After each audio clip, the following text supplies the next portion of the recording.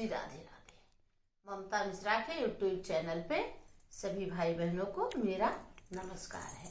आइए एक बहुत सुंदर बहुत प्यारा से राम का भजन सुनते हैं। लचारी लचारी। और गाना अच्छा लगे तो कमेंट करके जरूर ढेर सारा प्यार दुरा देना। अरे हे रघुबर तोरे कारणवा सजन राजा दशरथ परनामा। हे रघुबर तोरे कारणवा सजन राजा दशरथ परनामा। हे रघुबर तोरे कारणवा सजन राजा दशरथ परनामा। रामा तो महे मोरी आँखी के पुतरिया।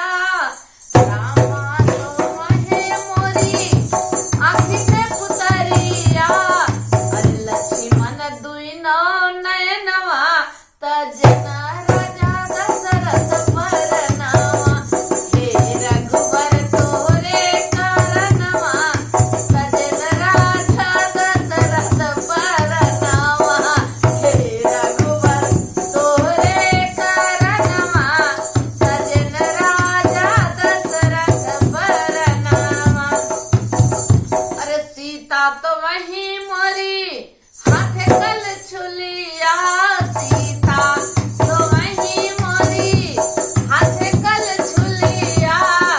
अरे के ना बनई है भोजनवा तजे राजा दशरथ परनामा। के ना बनई है भोजनवा तजे राजा दशरथ परनामा। हे रघुबर तोरे कारणवा सजे राजा दशरथ परनामा।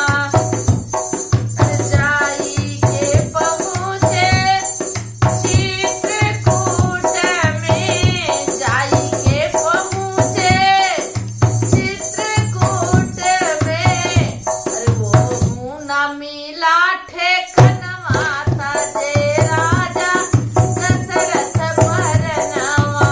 वो ना मिला ठेकनवा तजे राजा दशरथ परनामा। हे रघुबर तोरे कारणवा सजे राजा दशरथ परनामा। अरे जाई के पहुँचे पंचवटी में। जाई के पहुँचे पंचवटी में। अरे सीता के होई गया हरनवा